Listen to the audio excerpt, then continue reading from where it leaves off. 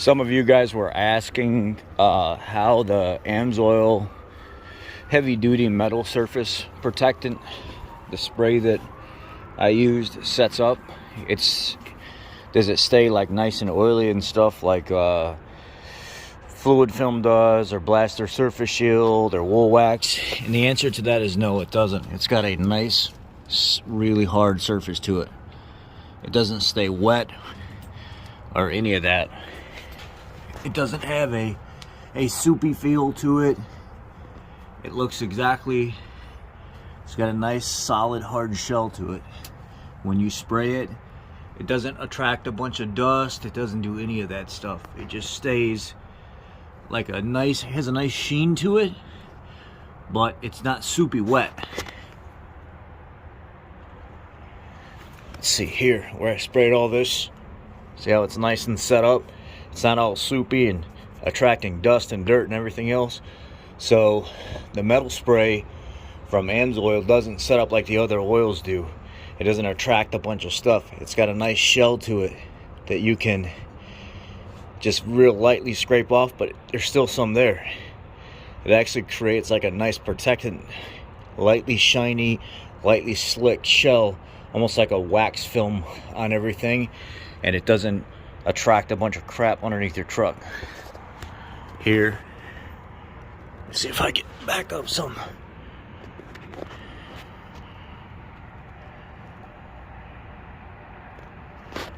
So, some of you were asking about that.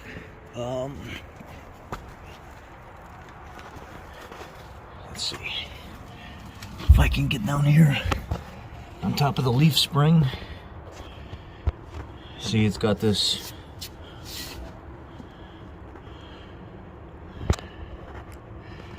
residual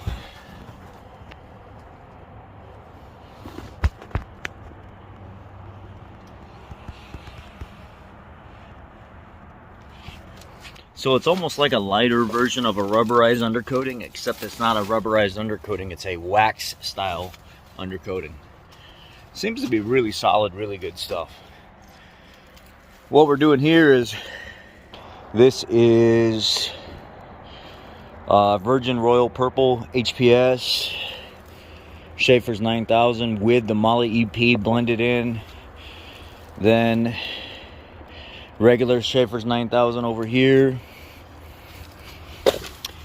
Castrol, that's the Virgin Kendall GT1 liquid titanium right there. This is the Virgin 8100 Motul Eco formula. And then, what is this? Driven. That's the Driven XP8 conventional race formula with the extra, like the higher levels of ZDDP. So, you guys wanted some of them tested. I'm sending them out right now to get them tested. Now we're going to go up in this Walmart and see what oil they have.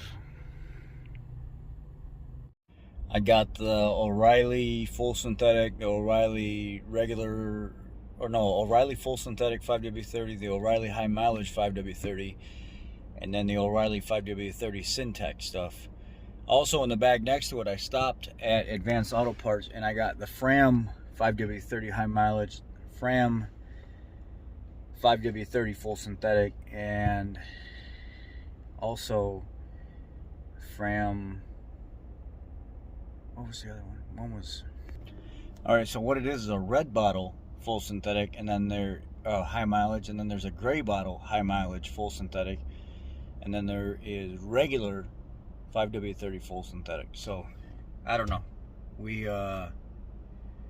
we shall see. We're gonna go from there. And then I got a bottle of this, something you guys probably never seen before. I guess it's French.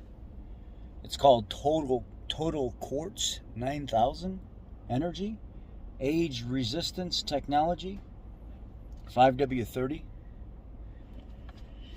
and it says Synthetic high-performance engine oil formulated with age-resistant technology, exceptional fuel-saving properties, provides optimum engine protection from wear and clogging.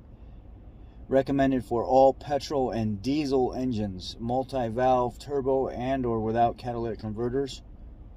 May produce an allergic reaction. EU H210 safety data sheet available on request.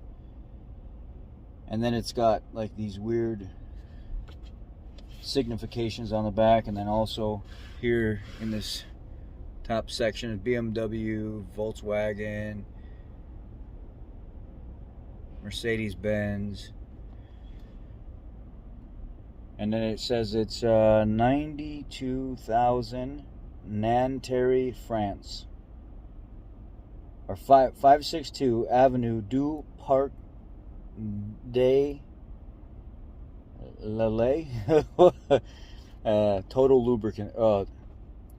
Total lubrifiance.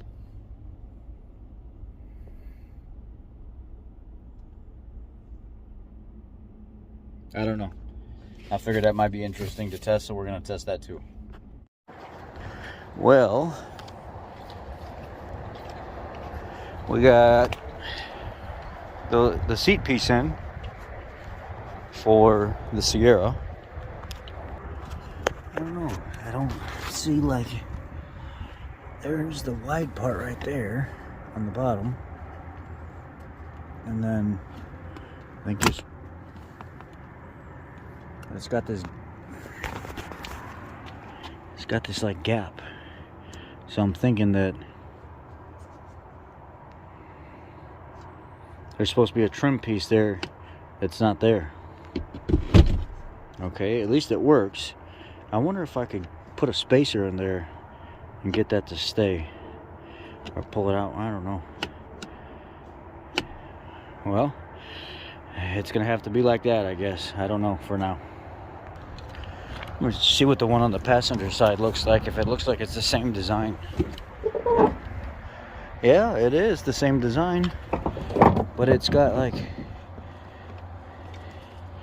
it clips all the way in there instead of going out all the way out to the end. It's weird. Well, I'm leaving it for now. Well, it's the day after picking up all the oil and stuff, and I am at the orthopedic doctor. The regular doctor says there's nothing else he can do for me, so technically he has to discharge me because he's just a physician's immediate care doctor. He does not have the facility to look into why my knee feels like it's damaged further, because the MRI says basically partial ACL tear or thinning. It's more of a thinning thing, he said, because you're getting older, it's thinning out.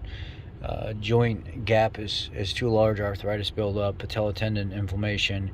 But other than that, you're clear to go back to work. And I said, well, doc, this swelling is down, but it hurts like a son of a gun sometimes. And he said, yeah, unfortunately, the MRI is what dictates what we put on that paper, not you, so you got to go back to work. And I was talking to the workman's comp lady today as I was going to check back in at work, and she said, no.